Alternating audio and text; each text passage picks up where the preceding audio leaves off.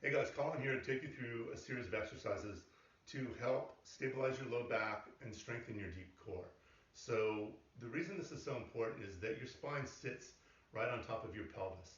The muscles around the pelvis that are responsible for keeping that pelvis stable and balanced, not tip too far forward, not tip too far backward. Those muscles are your deep core muscles.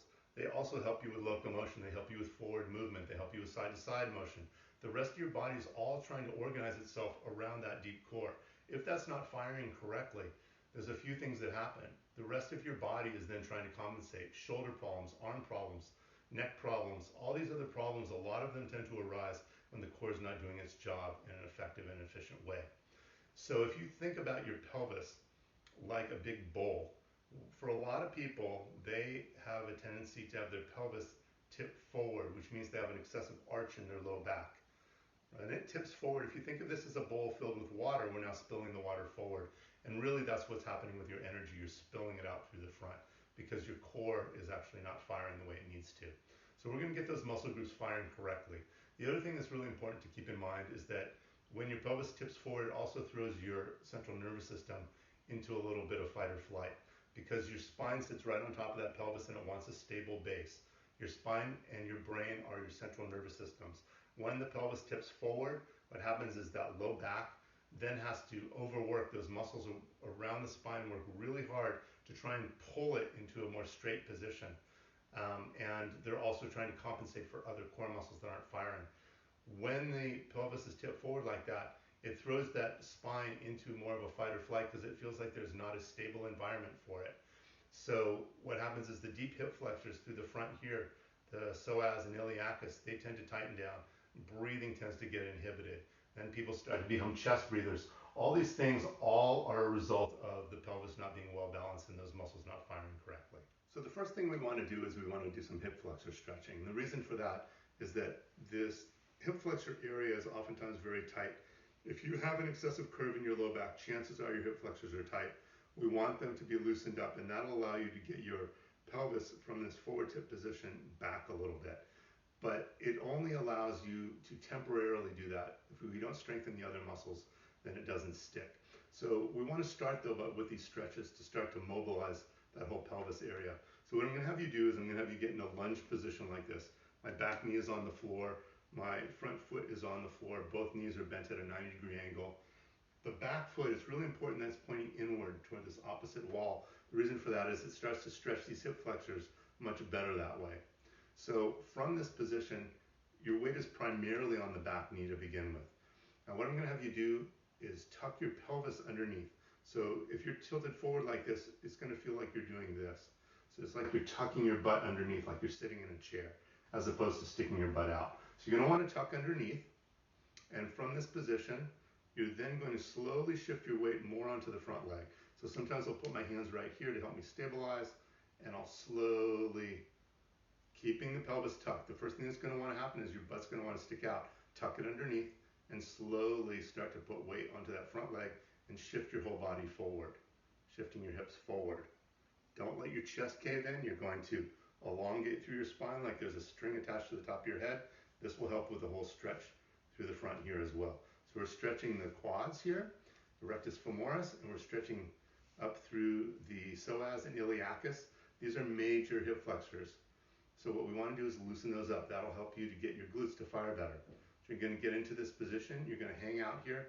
And there's a couple things we can do from here. I can point my hand straight forward like this and lift it overhead. And that's a very effective stretch. From this position, what you're going to then do is take a deep breath into your rib cage as if you're lifting your whole rib cage up like a cylinder and you're reaching toward the ceiling. So with my hand overhead, I'm going to take a deep breath into my rib cage. Lift it up and reach toward the ceiling. As I breathe out, I'm going to imagine my arm reaching up higher toward the ceiling. Now we're getting up into the rib cage here. We're opening up this connective tissue and through here and up into the back, arm, subscapularis, all these areas. So we're going to do that about 3 times. Then you do the same thing on the other side. Okay, now that we've gotten the hip flexors loosened up, it should be a lot easier to do these next exercises, which are exercises for the deep transverse abdominis. So what I'm going to have you do is I'm going to have you lay on your back, your knees bent, feet flat on the floor like so. First thing I'm going to have you do is tuck your pelvis underneath. So you're actually flattening your back to the floor as if there's a string attached right here to the front of your pelvis pulling up and back this way. So you should feel that back flatten to the floor. It can be very challenging to do this for people that have a lot of gripping in through the musculature of the low back.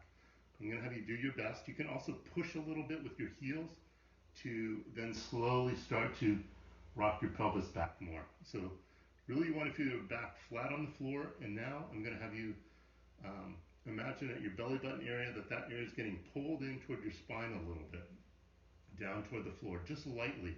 This starts to activate the deep core. My hands are going to be flat on the floor, my feet are flat on the floor. And from this position, what I'm now going to do is I'm going to slowly slide one heel away from me. And what I'm looking for is that point at which my hips want to do this, where my back wants to arch. So what I'm trying to do is avoid that, and I'm only going to slide my foot away as far as I can and still keep my back flat to the floor. And then I'm going to slide it back toward my butt. And then I'm going to do the same thing on the other side. Same thing. You always want to keep that back nice and flat to the floor. Pay attention to the back and the belly button pulling in. What we're doing is we're targeting very specific areas of the core to get them to fire properly, because a lot of these areas are not working correctly and they need to be woken back up again. So you would do it on one side, then you do it on the other side. I would suggest starting with about 5 repetitions of this, alternating one side to the other side. Again, I can't stress this enough, the most important thing is that your back stay flat to the floor. If you arch your back, nothing's working anymore. You're now using different muscles and you're reinforcing bad patterns. So once you've done that, you're going to tip that pelvis back, belly button pulled in, and you're going to slowly slide one, other one. Now the next thing we're going to do what's called a knee drop. We're going to do this the same way. So same starting position, pelvis tucked underneath, belly button pulled in. What I'm going to do is I'm going to slowly drop my knee out to one side. Now there's 2 things your pelvis is going to want to do. It's going to want to rock forward and to the side. Keep the back flat on the floor. Do not let your hips shift off to the side, so you can even put your fingertips right on top of the hip bones to feel them as you do this. If you feel like you're starting to rock or come out of this by tilting forward and arching your back, I'm going to have you stop and back up a little bit. So you're going to put your fingertips here, you're going to slowly drop out to the side, keep that back flat. You're only going to come out as far with the knee dropping out to the side as you can do with keeping the back flat and keeping your hips pointed straight up, these hip bones. So you're going to do this on one side. You're going to do that about 5 times on one side. Also pull the belly button in toward the spine. We want to activate that deep core and wake it up. Back flat, belly button pulled in. Everything kept stable through the core as we're dropping this knee out to the side. Then you repeat that about 5 times on the other side. So the next thing we're going to do is we're going to activate our glutes. Now there's a couple different ways to do this, and depending on what movements are most appropriate or comfortable for you, I'm going to give you a couple different alternatives to hopefully adapt that to what you can do at this point. So what I'm going to have you do, same starting position. Pelvis tucked underneath, belly button pulled in, back flat to the floor. What we're going to do from this position is I'm going to have you now squeeze your butt. Squeeze it together, both butt cheeks, one into the other. And your feet are flat on the floor with your back flat, belly button pulled in, glute squeeze. This is actually just the first, most basic level of activating the glute. Now push into the floor with your heels. So you're pushing through your heels and keep the pelvis tucked. All right? So this is basic. This is what we want to do at the starting of a bridge exercise. Glutes have to be activated at the beginning before you even start to lift the butt off the floor. So if this is enough of a challenge for you, just stick with this. Otherwise, we'll move on to the next part, which is going to be then I'm going to slowly lift my hips up off the floor. Now I want to keep those glutes squeezed together nice and tight, my belly button pulled in, and my back still flat. And I'm going to bridge up.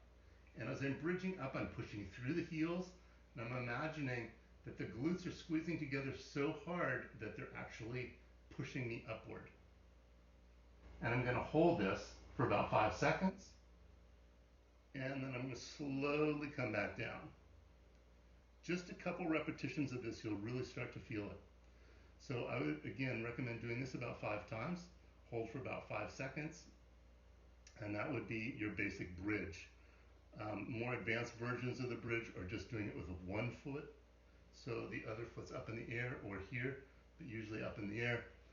That's for later. So I'm going to show you another way to activate the glutes here. You can also do this face down, like so. And you can just rest your chin on your hand, your head on your hand like this. What I'm going to do is I'm going to bend this leg. And I want to bend it so I don't use my hamstrings. I'm only going to use my glutes. And what I'm going to do is, again, tuck my pelvis underneath so you're actually pushing into the floor with your pelvis a little bit to flatten that low back. And now I'm going to slowly bring my foot up. And I'm going to hold that for about 5 seconds, and I'm going to slowly bring it down. And I would repeat that a few times on each side. So you can do that up to 10 times on each side. This is a really isolated glute activation, the second part there. The other thing with that is sometimes people that have low back pain, it's going to flare that up a little bit. So just choose whichever glute activation exercise works best for you. Okay, so we release the hip flexors, these deep muscles in through the front to allow your pelvis to be able to rock back into a more neutral or balanced position. We strengthen the deep core, the transversus abdominis, and into the glutes so that it can now stabilize your pelvis in that position. The last thing we want to do is we want to initiate a movement pattern so that your nervous system starts to integrate how these movements, how these muscle groups are supposed to work together. So one of the most complex things that we do as humans is we walk. So we're going to do this in a walking motion. So what I'm going to have you do is I'm going to have you bring one foot in front of the other. And if I turn to the side here, my feet are about shoulder width apart, but I'm pointing toward the front, both feet forward, hips forward, shoulders forward. You're going to then tuck your pelvis underneath. You should be used to this because we just did that on the floor. Tuck it underneath and pull your belly button in just gently toward your spine. Once you've got this stabilized here, you're now going to imagine a string attached to the top of your head, pulling your whole rib cage up like it's a cylinder. So I'm going to elongate through the spine and lift up and away from the hips. And for some people, this will already feel like a good stretch. As you lift up, make sure to keep the pelvis tucked underneath because it's going to want to flip forward. Okay? Now, from this position, your weight's evenly distributed to begin with. What you're going to do is you're going to rock your weight primarily back onto the back leg, lift the front foot up. Now, from this position, what I'm then going to do is I'm going to slowly shift my weight more onto the front foot till that foot is flat on the ground. Remember, pelvis, rib cage lift, everything stays the way it was. We're not shifting any of that. We're just doing movement through the feet right now.